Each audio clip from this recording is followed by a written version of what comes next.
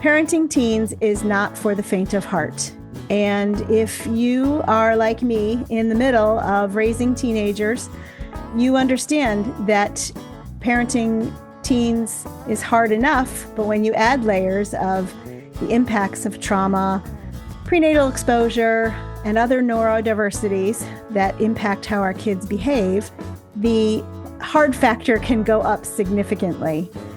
Welcome to Creating a Family. Talk about adoption, foster care, and kinship care. My name is Tracy Whitney. I am the content director for Creating a Family, and I am also the host of this and our other podcast that drops on Saturdays. That podcast is short and is specific to a question sent in by a listener, and we answer that question and give you all sorts of tools and practical strategies, usually in 15 minutes or less.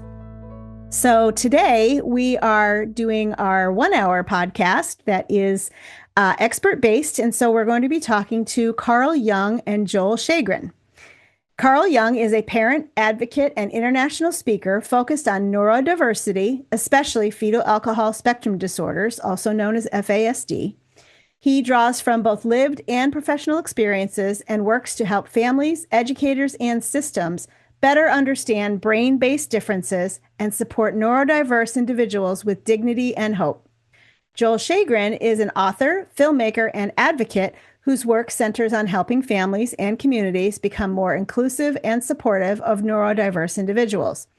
Through storytelling, practical strategies, and advocacy, he helps parents navigate the challenges of raising neurodiverse children, today we're talking about teens, to build stronger connections and a sense of belonging. They are the co-authors of Embracing Hope, Innovative Strategies to Empower Parents Raising Neurodiverse Teens. Welcome, Carl and Joel. Thanks so much for joining us. Thank you for having us. Your work, both in the book and in the organization that you founded to support families with neurodiversity, focuses on helping these families better understand neurodiversity, what it is, and how it impacts our kids with both dignity and hope. Joel, what are the parents of tweens and teens who are carrying that neurodiversity label? What are they carrying in life right now that you want people to understand to start this conversation off? Yeah, so stigma. They're carrying stigma, exhaustion, isolation, confusion, oftentimes. And that's a heavy weight. Yeah. When you're isolated. And Carl, why do you think that these tween and teen years often become especially difficult for kids with neurodiversity and for their caregivers? I would go so far as to say that the teen years are difficult for anybody, let alone somebody with a brain that is wired differently. If we begin to look at behaviors as communication or symptoms, that changes the outlook and how we support our children or our teenagers. So one of your themes in the work, both in your book, is understanding over stigma. Joel, can you tell us what you mean by that? Oftentimes our kids have trouble with a variety of issues like processing speed or not understanding cause and effect, right? And it's easy to show disgust and to shame.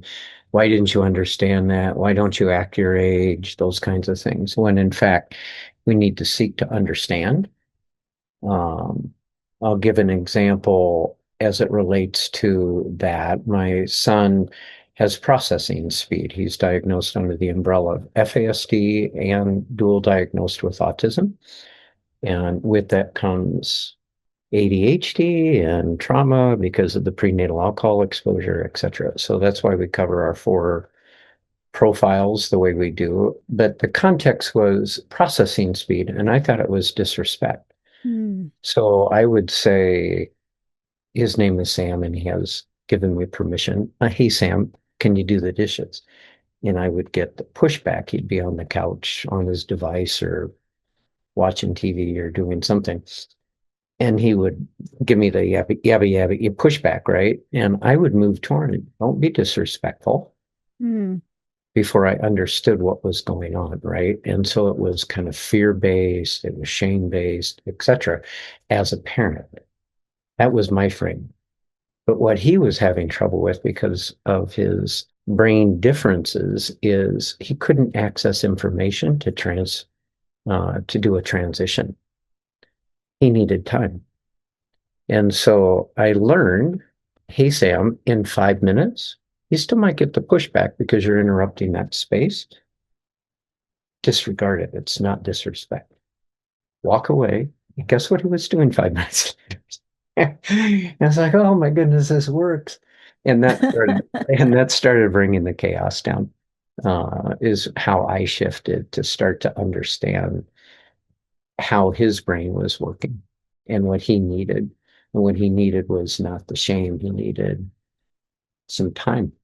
Mm. It strikes me as I was looking over the book and preparing for today's conversation that this is one of those times, like many parenting times, that we have to face that when we're the parent or the caregiver or the adult in the room, as I say sometimes, it starts with us. The reframing, the shifting, the meeting them where they're at always starts with us. We have to be the ones to lead that. Yep. So, Joel, could you give maybe a few more examples, not necessarily specific to Sam, but some few more examples of behaviors that parents may get frustrated by or impatient with or get blamed for by other people who don't understand that may actually be rooted in those neurodevelopmental differences? Why don't they act their age? Hmm. They knew this yesterday, right? Yeah. And it's still accessing those memory pieces. And for our kids that have brain differences, that can look like a heartbeat in terms of what they remember, short term or long term. Right. Oftentimes, our kiddos have long term memories that are really, really excellent. But short term is like if they're not interested in science or they're not interested in math, but teens fluctuate in that area in their interest. But if they're not interested in a subject, they may have been totally engaged that day, but the next day not remember anything. And so I would advocate for our son played soccer at a pretty high level until he was 16. I went to the coach and I said, once I knew what was going on, he may remember or he may not. So he's a good player, you know that, but he's not being disrespectful. He's not any of those kinds of things. Just keep in mind, his brain difference is he may not have the memory, the short-term memory to remember what you taught him the day before. He does well by repetition and by experience, etc. And so advocating for our kids is important too in those kinds. I didn't get into the diagnosis or anything of that. I just said he's got a brain difference. He's got a diagnostic assessment that's put him in a category that helps, that we need to work with the memory and on sequencing and repeating things that's helpful. Carl, do you have any behaviors that you would add to that list that parents might get blamed for, or they blame the child, forgetting that it might be a neurodevelopmental difference? Yes, if you think about what causes dysregulation, if a child is out with the parent shopping at the grocery store and becomes dysregulated, people around them that don't understand the situation will see a behavioral child that's throwing a fit or a tantrum. When, if we view it through the lens that the child is dysregulated, which is a symptom of their brain-based difference, that can change the whole perspective. And it's on the parent, not that the parent has to educate every human being in the world or their world about it, because that's impossible. But if the parent can see the dysregulation for what it is, it decreases the frustration. It doesn't mean the frustration is going to go away, but it decreases the frustration. And there's ways to hold children accountable without discipline or shaming. Yeah. So we're looking at things like overstimulation or being hungry, and hungry turns to hangry really quick with kids like this. Being dehydrated. Very much so. Good. So we're kind of framing it with that view, and Barb Clark called it brain-based glasses. So we're framing it that way, looking at our kid through these brain-based differences. Why then do parents feel so confused about traditional parenting advice that doesn't work for their kids? Well, as a parent of children, both neurotypical and neurodiverse, the methods that I used for my neurotypical kids would never and did never work for my son with brain-based differences. And it was incredibly frustrating for me. Like, why can't you be like your siblings? We're Mm, all in the same house, And then you go to the system of care for support, and they recommend you get parenting classes. And then the parenting teacher comes out and says, well, you don't need me. So, oh, you have other children. yeah. Yeah. And the stigma that comes from what the system of care sees so often as bad parenting because of the brain-based difference is just so hard on families. It's exhausting. So I don't know. But that was where my frustration was born from. So Joel, do you have any things to add to why parents get confused about traditional parenting versus parenting with this brain-based lens? Well, for us, all sorts of things like understanding cause and effect. It's like, huh? But in terms of the shame side from the outside, I'll speak to that for a minute first. I just learned they don't know what my family and my child is experiencing. They would have that meltdown. They don't know that the child is stuck. We call it Mm, perseveration as a technical term, being stuck in something. I just had to start framing it. I don't care what the Joneses think. Right? It's our family and our kids, and we best understand how they work, right? Where it was frustrating, I think, if I'm understanding the question right, we went through 9 schools to get our son graduated mm, because the teachers didn't understand and they would try to push that pressure. I think one of your questions was in that context of traditional parenting, right? And so it was like me. I moved, you're going to respect me or else, right? And that's crap parenting anyway. But we call it traditional parenting, right, right? right. But it's not respectful parenting and it's fear-based parenting. And so operating out of that context of try to understand is our framework. So Yeah, I mean, kids that have a hard time with memory have a hard time with cause and effect or consequences attached to an action or predicting. That's a huge one for our kids. They don't have the ability to predict in the same way that neurotypical kids do. So they're going to make a choice that doesn't necessarily reflect what they think is going to happen or should happen, but is it appropriate to levy a consequence, or really when people say consequences in traditional parenting they mean punishment against somebody who doesn't even understand what they did, why they did it, or why what happened. So I appreciate that kind of breaking it down that way. And I think traditional parenting and traditional education kind of go hand in hand in that way, that it's aimed at a very neurotypical brain, and neurotypical kids can typically kind of be resilient around consequences that maybe don't really match the infraction, where kids with neurodiversity have a harder time making that connection and being okay with it. I'll give a somewhat yucky illustration. Think about trying to punish a dog that's pooped in the front yard Right? 2 weeks later. Yeah. That's our kids. They just don't understand what the heck is going on here, right? So you're approaching it from a context of their memory and how their brain works, etc. Would be like that sort of weird illustration. Yeah. Yeah. No, that's a actually pretty valid illustration.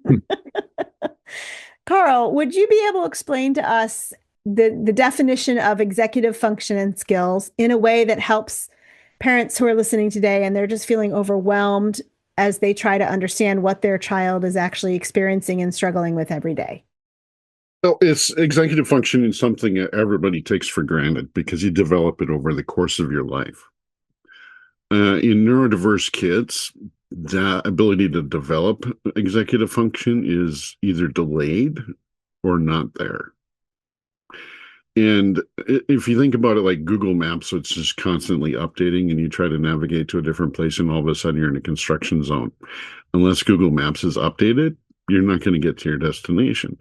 And if you think of executive functioning as a map to life and the map is incomplete, how are you going to function in day-to-day society? You're not going to recognize social cues for the most part.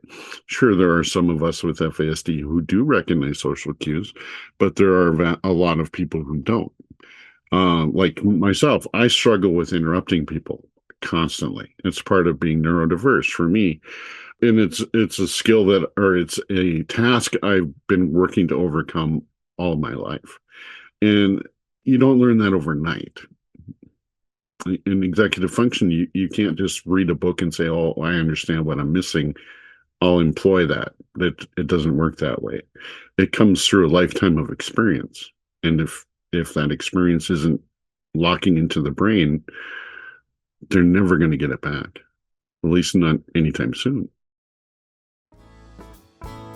I'd like to interrupt here for just a moment to let you know that we have a prenatal substance exposure workshop for parents and for child welfare workers. It's 3 sessions. It's targeted at age and stage of the children in your home or the children that you are supporting in your child welfare community. We offer supports and strategies and resources, and these 3 sessions are all free for the rest of 2026, thanks to some of our very generous partners. If you go to bit.ly/prenatal-exposure-training, that's bit.ly/prenatal-exposure-training, you can get the workshops for free this year. Again, thanks to our very generous partners. Joel, what are some real life ways that metaphor of the Google map and the updates might show up for kids at home? Let's talk about at home. I'll give an example. We call it in one of our chapters, Who's Adam? It's based on a true story that happened at our house, right? Our son had a friend from church playing a practical joke on him. And in that typical teenage kind of not understanding anyway, they were pressing my son for all sorts of things that were just not appropriate, etc. And my wife was ready to call the police. And I recognized if they know they're going to show up to threaten my son at the soccer game at that particular time, and etc., as bad as that sounds, it's a bunch of teenage kids. It's a prank. Having been a prankster, I recognized the prank, right? But never to this extent. These guys were like really pressing him for like illegal kinds of stuff. And it was church guys thinking it was funny. So it was kind of a double whammy. And afterwards, my wife said, you don't know these people from Adam. And he literally, so don't respond to him, because the phone call was coming from a secondary person he didn't know. Who's Adam? Was his question. So that's real life, right? Yep.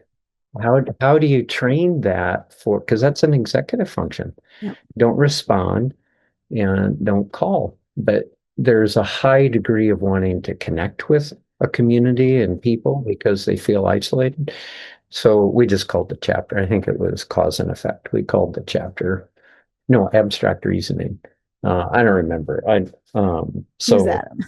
Yeah, but who's Adam?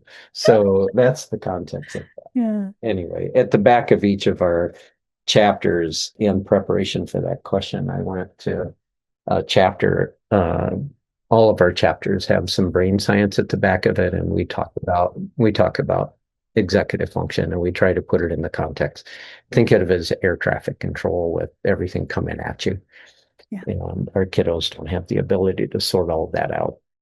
And even the ability to catch what might have been clues along the way that this was a prank, and then apply that catch, again, going back to that ability to predict or not predict, what to expect, the social cues, the prediction, the cause and effect, all of that jumbled into one.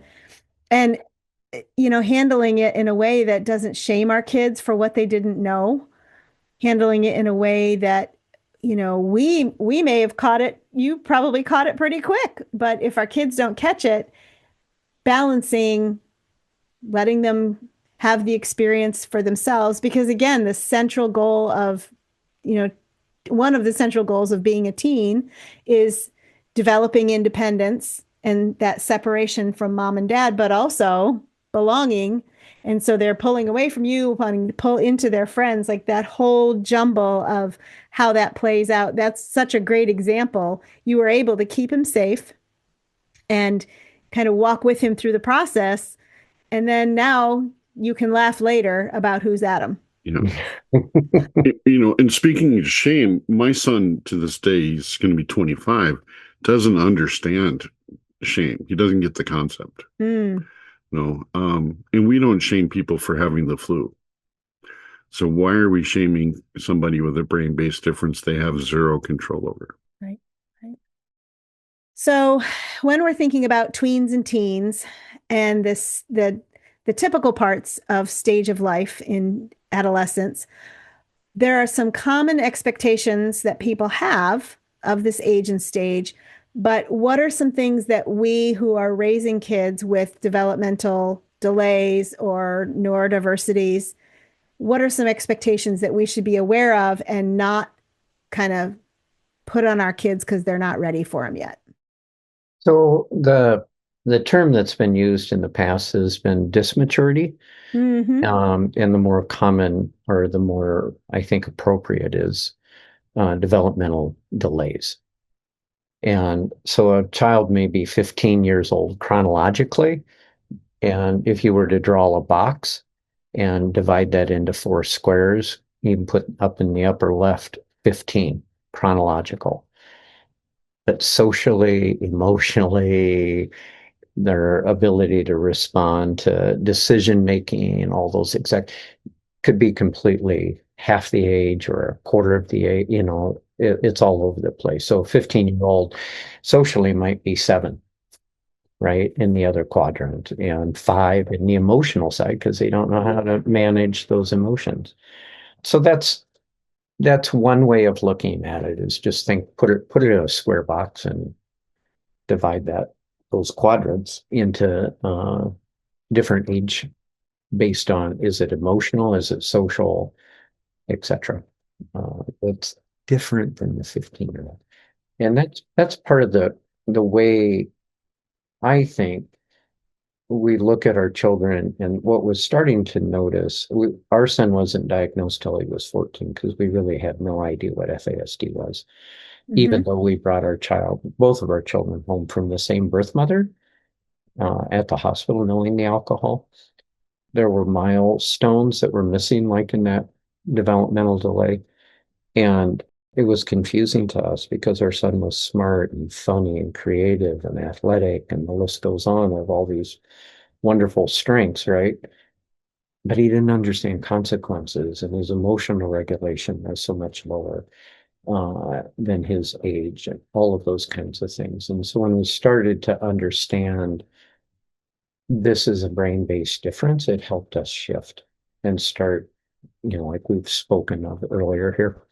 So then you just start to work with them at not necessarily lower the expectations, but adjust the expectations to understand that those emotional development, and our son is much, much better at self-regulation by a long shot. I know how to push his buttons if I want it to be off, but we don't do that. Right. And one of the easy things that parents can do is like for me, I want to jump in if my wife is having the conversation with our son about something that might be difficult. It's easy to want to jump in and add something, right? As a parent, don't do it, because it's that air traffic control. That's too many things coming at them. and that can just set them off the deep end really quick, is just, and they're not being disrespectful again. It's, you've given me too much information. I don't know what to do with it. And oftentimes it becomes explosive. So I'm hearing you say that one of the expectations most people have of the adolescent years is the ability to multitask and the ability to handle different levels of information and then know what to do with them. And those are common expectations for adolescents, but probably misplaced when we're parenting a child that has some developmental delays, or we call it at Creating a Family, we often say many children in one body. Yeah. That's a great I description. like that. Yes. Yeah. And we say think stage, not age. Yes. So, Carl, do you have anything to add to that? Things that might be common expectations that maybe we should reevaluate? The biggest thing that worked for us was to simplify instructions. That's so good. Yeah, we went from 5 and 7, 5, 7, 8 letter or word instruction sets to 2 and 3 word instruction sets, and did it in steps. Instead of clean your room, which is rather vague, can you go? Let's make this a game and go get all the socks out of your room for me. Simple. Yeah. And that worked. So I didn't think it would work, but I'm like, well, it's not going to hurt to try. So, Yeah. But the simpler you can make it for somebody whose developmental timeline is different than their chronological timeline, the better the experience will be for everybody involved. The lower the frustration level will be for that tween. Yeah. So shifting our expectations includes simplifying and clarifying.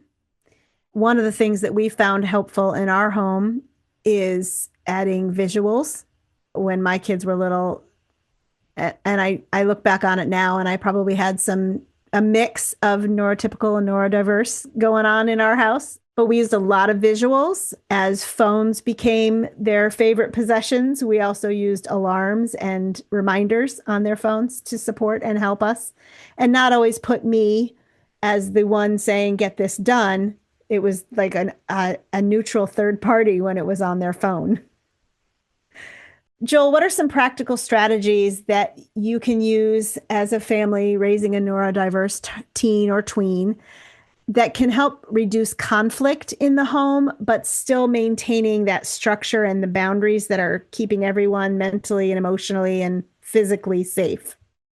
That's always hard because we have an expectation again, and we need those boundaries, but oftentimes the boundaries are about, not always, and boundaries are important for sure. So I say it in the context, look at, is the boundary about you? Or is the boundary about safety? Or is the boundary needed for, XYZ? Because oftentimes we operate out of fear. Right. And then it's a boundary about you when it's really not even necessary. But if it's a boundary about safety or something that's important, then that's different. And that definitely is something to take into consideration. And then you have to balance, well, do they even understand the cause and effect of the boundary or the reason behind the boundary? Because taking recess away at a playground for a kid at school, right? If it's a educational setting, the best thing in the world for them might be to go get some energy out, and you've taken away all of that exercise that's so important for them. When that becomes about the teacher, right? And just, it's easy to identify that we can make that about us as a parent, that kind of an illustration. Because the child may not even know or remember. It's kind of like the dog in the front yard type of thing. Why am I sitting in this room? Because they don't have the capacity to understand, why aren't I out on their recess? And then that can cause a dysregulation. Carl, do you have anything you want to add to that? One of the things that my wife and I implemented early on in our parenthood was we would never, even if we strongly disagreed, never disagree in front of the child. we did that privately when the child wasn't in the space, because that it can sow dysregulation, especially in a neurodiverse child, and they can latch on to that disagreement, and that doesn't help anybody. So the parents need to be unified in how they approach parenting a child. You can disagree, just don't do it in front of the child. That's a great practical strategy for every parent. Yeah. When we started that, it greatly, even in our neurotypical children, it greatly reduced conflict amongst the whole family. So, that's my number one tip to any parent. That's great. Creatingafamily.org would like to take a moment to say thank you to the Dave Thomas Foundation for Adoption for sponsoring this podcast. The Dave Thomas Foundation for Adoption believes that together we can ensure every child has a permanent, loving family.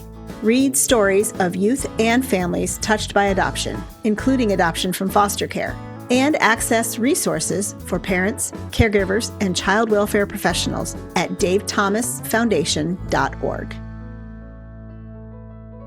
Let's move on then to self-regulation. In your book, you talk a lot about self-regulation. On your website, there's a lot of information and support for self-regulation. And in the trauma-informed community, we're speaking to adoptive, foster, and kinship families. We understand that self-regulation is a learned skill that comes out of our own regulation as the adult in the room, and then sharing it with our kids, which is called co-regulation. So what does co-regulation look like? Kind of maybe some practical examples or illustrations of what co-regulation looks like with a tween or a teen when you see that escalation starting to happen. I started breathing a lot. Deep breathing. Yep. Deep breathing. And it actually is really, I find it myself doing it all the time for all sorts of reasons, because I have a high justice meter. And that ticked me off. So just breathe, right? Yeah. So it's so important because it goes back to the very first thing we talked about. It starts with us as parents. And so showing the calm, showing that you're respectful, showing that you're considerate and want to understand. So start asking questions is kind of how we, in a calm voice, avoid the why questions and start asking the what and the how. What are you feeling right now? I need to know that. Is it hurt in your chest? Are you confused? Being very concrete and very short is helpful. But we're about to launch our self-regulation online course. Oh, fantastic. Keep us posted about that. Yeah. Yeah, and a lot of it just in general is observation, asking questions, making sure that you're on the right track, not putting it on the child. Yeah. Carl, what kind of things or how does co-regulation look to you when you're working with a teen or a tween who's kind of escalating? As a mid-50s individual with FASD, I have no idea what self-regulation is. It's something I've struggled with all my life, and it's gotten better over the years, quite frankly. But I was the primary person for my son. My wife and I've been together 32 years, but she was outside the home working, and I was a stay-at-home dad. So I was the primary for everything. So I've had to force myself to understand something that my brain doesn't want to do, which is self-regulation. But it became about being calm, because I learned that when I was not calm, everything got worse. In not just for him, but for me. Right, and that impacted the whole household. When you have two individuals with neurodiversity going at it all the time, negative things occur, and we wanted to avoid that as much as possible. So, yeah. Well, thank you for sharing that. That's super vulnerable of you, and I appreciate it. I think it goes back to what Joel said just a little bit ago: is finding that calm, and then finding a way to share it. I've noticed when I do the breathing that helps me regulate, all of a sudden the kid across from me is starting to breathe like I'm breathing. which Yes. I'm a grandmother now, and I was kind of just testing it out a little bit on my little guy. He was fussing, and I had him for the whole day. It was just me and him, and he was fussing a little bit, and I just started breathing really slow and deep. And sure enough, so did he. It was such a great reminder to me that, and so far he's showing signs of being very neurotypical. So showing signs of being able to mirror and match that. And I shared my calm with him. And it just, the way the human brain works is always so amazing to me when I get to see it like up close and in person like that. But, you know, I have a 14-year-old, and if I come at it with no calm and I'm all hot mess, sure enough, the hot mess express has just run through our house and left chaos in its wake. So yeah, I get that. I'm gonna jump in here on Carl for a second. You do know how on the regulation, and you don't even know that. The other day, he was in court testifying on behalf of a child. The lawyer was actually snickering and it was for an SSDI to get services. The mom's desperate, right? And here the lawyer is, and Carl's texting me, and I'm thinking, he's regulating. He does it all the time. He texts me when he's upset about something. So I was so upset. Oh, I'll bet. But getting it all out, like journaling or texting in the case of Carl, he does it all the time. And I've been thinking, I'm glad that he's sharing that because I'm his friend and I want to know that. But I think it's about Carl needing to regulate. That's great. So That's great. They're find ways. I never thought of it that way, Joel. Yeah, I was thinking that the other day, and I thought it was brilliant. You may not even know it, but you're regulating and getting me dysregulated. Because I'm looking at it like, I want to write that lawyer a letter. Oh, that's great. That's great. Thank you for sharing that. Yeah. So when parents are facing behaviors like impulsivity and shutting down or freaking out or avoiding, ignoring, perseveration, as you called it at the beginning, when they're just thinking round and round and round and round about the same thing, lying, all of those are very common behaviors in the tween and teen years. When you're parenting a child with neurodiversity, how can we look at those differently through that brain-based differences set of glasses and then respond differently? Joel, I want to pop this to you first, and then we'll pop over to Carl because I'd like to hear both of your perspectives. So this journey of becoming a nerd in the world of neurodiversity started 9 years ago, and we could not figure out. We would call it lying, and it's confabulation. And I've learned all sorts of words, right? Becoming what statistic do you want to know? And all of those kinds of things in the last 9 years. It's like, I'm amazed at the encyclopedia of these terms and understanding of it. And one of those terms is called confabulation. And confabulation is not a lie. It's our kiddos are emotionally filling in their memory in ways that may or may not even be real. And so being really patient and having the context to ask the questions, right? So think of yourself as a police officer and you've got 10 different witnesses and they all say something different. They're fabricating what they remember, right? And by the time that the officer's done with interviewing everyone, they have a pretty good idea of what actually took place because everybody had a different perspective, right? My wife and I'm a commercial photographer by trade, and I was in Alaska doing a project for Red Wing Shoes in deep snow. And my wife was not in the snow, but she was with me on the project. And we got back and she says there wasn't that much snow there. I'm like, huh? I was looking, I'm up to my waist in snow getting pictures. And so we all have a different perspective. Yeah. So patience and curiosity Carl, what would you add to that? It's not personal to the parent. The So child's, good.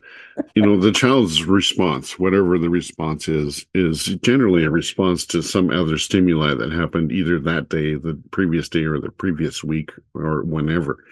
It's not personal. And that was a hard lesson for us to learn as parents, for my wife and I, just because we took everything personal, all of the verbal attacks and things like that. And if your brain is dysregulated and you're already lacking impulse control or self-regulation ability, everything's going to come out free flow. And that's not a personal attack on me. That's just the way their brain works. And I didn't understand that about my son until after he left home. That's a tough one. Yeah. Not taking it personally. Because we all grew up in a generation that said words hurt, words cut. Yes. And yes, they do. But when you understand the context behind the words or the origin, and I love that both of you keep talking about the survival strategy that this might be representing. And it's so important to remember that. Yeah. Oh, yes. Yeah. As parents of neurodiverse kids, we're often in a state of survival mode all the time.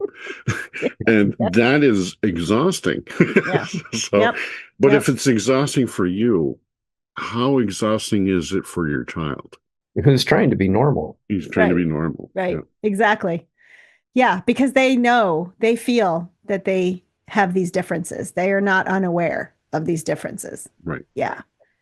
So that brings us right to the next question. When a caregiver is feeling like they're walking on eggshells all the time and they're exhausted all the time and they've got so much stress that they're managing all the time, Carl, what do you recommend they start with when they're trying to figure out how to address this state of chaos or stress in their homes?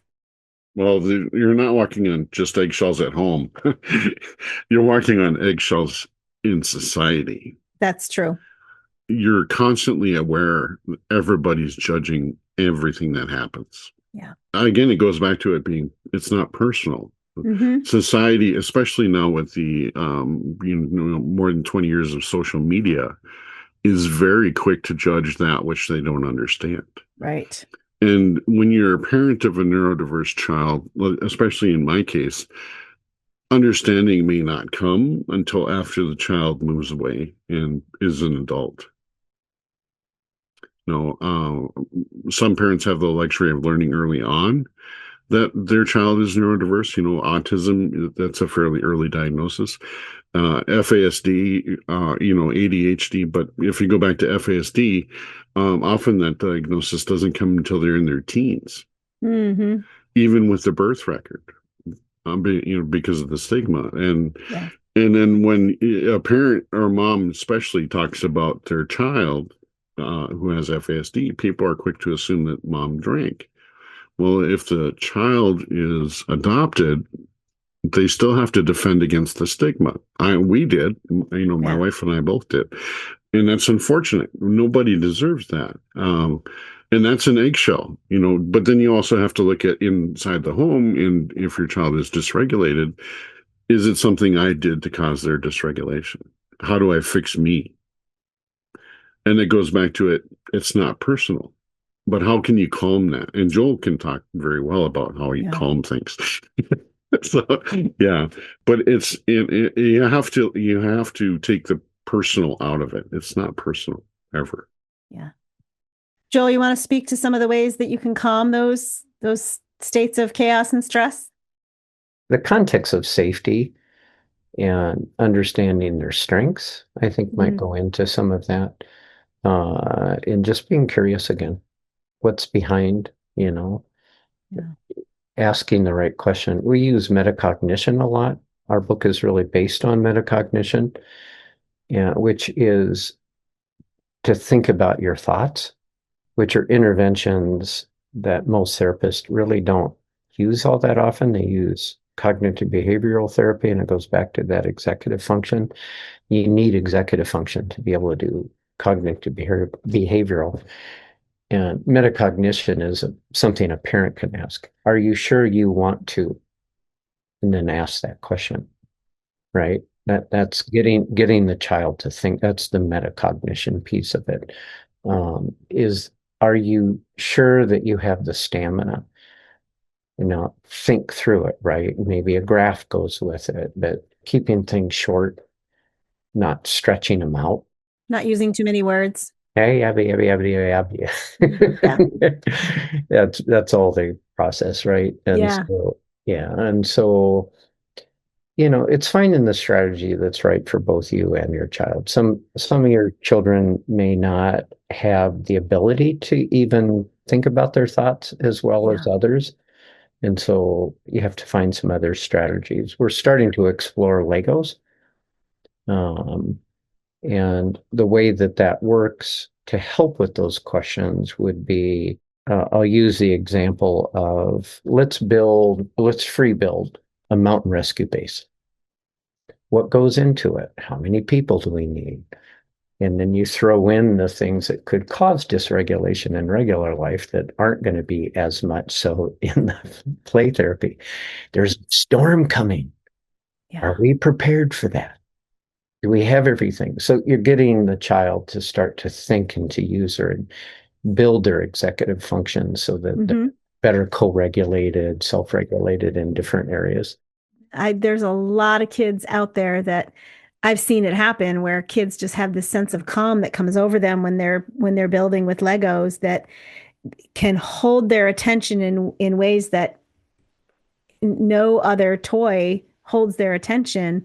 And hearing the way they think, like I'm thinking about, I have two kids in particular that were way into Legos, hearing the way they think about what they're building, even when they're following a set of instructions for a pre-build, it's calming to their brain. It's just kind of like shifting everything into a groove that maybe things were kind of running off groove just a little bit before. And this just brings them all right into a new groove. And I love watching that happen.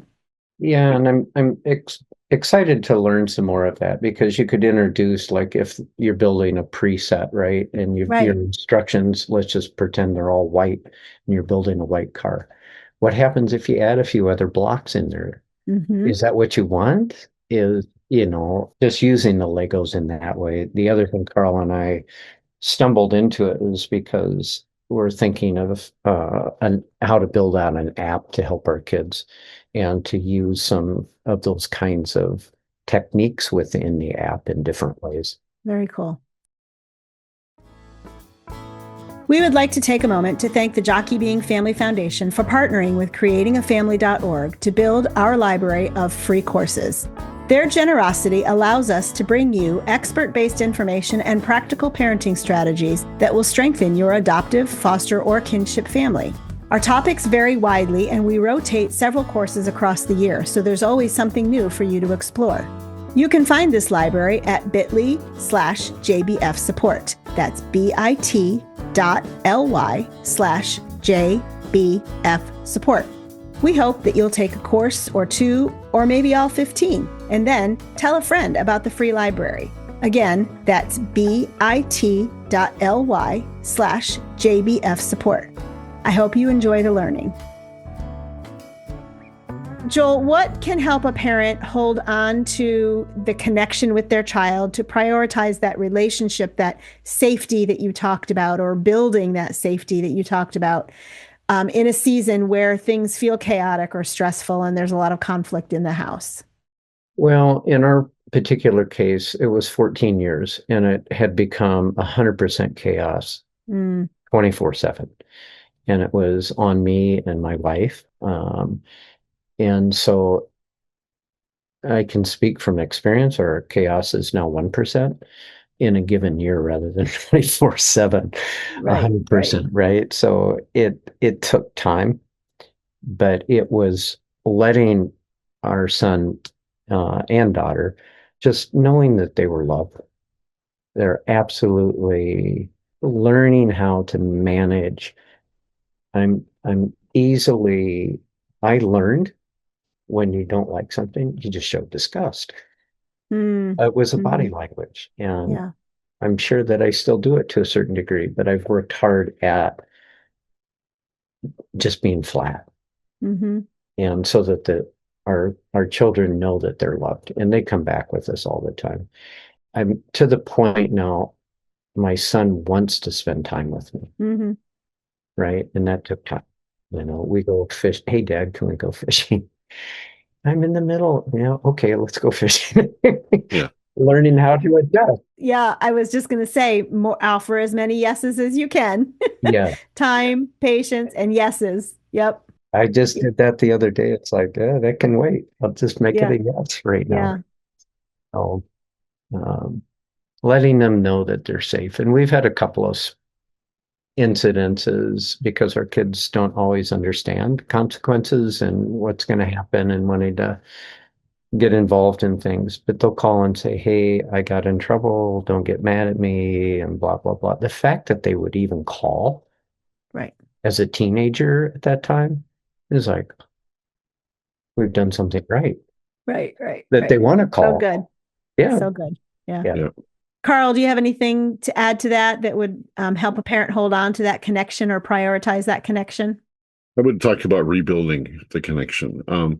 My son and I lost our relationship for a good 5 years after he left home.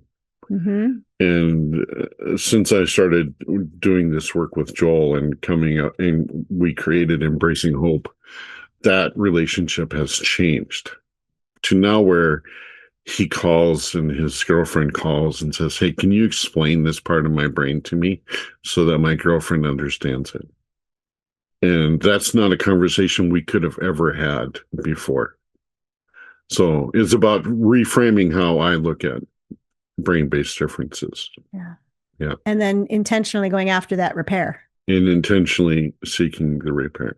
That's awesome. That's awesome. So when we're parenting children that are differently abled, brain-based differences, how do we redefine success? I feel like society has kind of a narrow lane for what success looks like when you're raising tweens and teens, but neurodiverse tweens and teens need a different definition of success. So, Carl, can you help us redefine that? Success is different for everybody. With my son, success is putting his dirty dishes in the sink. And if we can accomplish that, that was a major win. Yeah. So we need to relook at or rethink how we view success. Success isn't always the PhD or the MD. In my son's case, just because he sounds like an attorney doesn't mean he's ever going to be one. But he has the ability to talk. And that is a success because a lot of people, even neurotypical people, can't communicate. Yeah. He doesn't always understand what he's saying, but he has the ability to talk. So, yeah, that's my number one thing. You need to redefine what success is. Success for your child is not the same as success for you. Yep. Joel, what would you add to that? How do we redefine or rethink about thriving and success? Well, the earlier we can start, the better off it can help our kids. But I think the interdependence, helping our kids understand they need supports, is a huge success, right? Mm-hmm. But it's the little things, because you have to reframe what are the expectations that are going to be, for the age that they're emotionally at, right? And then celebrating that. And with ice cream, let's go to ice cream. You really handled that well. Yeah. Right? Yeah. We've done that a few times. So they do get those kinds of rewards, but they don't get the sticky chart. Yeah, the sticker chart. No, Or if you speed, you get a fine. Just say no to the sticker chart. That's funny. And some, I found it a huge success that our son had gotten in trouble, but he still called me because he knew he could. So that's huge, right? And now you have an opportunity to talk through consequences, and those consequences are more real, and they're not 2 weeks later to that dog illustration, right? They're in the moment. And so, but keeping them shorter in terms of the conversations and asking questions, focusing on strengths and doing a lot of celebrating. Yeah, that goes along with the yeses. When you can celebrate any small progress, that all goes towards the bigger picture of redefining success. the small stuff. One thing to keep in mind is make them specific. Like we used to say, hey, that was a great soccer game. And our son may not have thought it was a great soccer game because he had the whole concept, right? So we started learning to be specific. Hey, that when you crossed that ball over to Billy and he made the goal, that was a great play. So getting really, instead of saying, hey, that was a great soccer game, because they don't have the concept or the ability sometimes to frame it all. So being specific and concrete about what those wins are. So the theme that I heard from both of you in the area of defining success or redefining success is being present in the moment. And very much so. Yes. Isn't that something that kids with neurodiversity are so good at? They're so good at being present in the moment, and we can learn from them. We need to take it down and just be right there in the moment with them. Yes. Teaches a lot in that area. I would extend that to neurotypical kids too. Because if you can be present in the moment for any child, no matter their age, that's something that child will remember. Fair point. Very well said. My daughter held me accountable once. We had gone out of town, out of state to a wedding, and we were the four of us. We have a son and a daughter, my wife and I. And we were at dinner, the four of us, in front of a lake at a restaurant. And I picked up my phone to check it, and my daughter goes, Dad, you need to be present. I just turned it all off. That's fantastic. And actually, I think that's probably a great way to end this conversation and wrap it up by saying, parents, be present for these kids that are depending on you to be safe and depending on you to offer your calm and your regulation to them so that they can learn how to do that for themselves.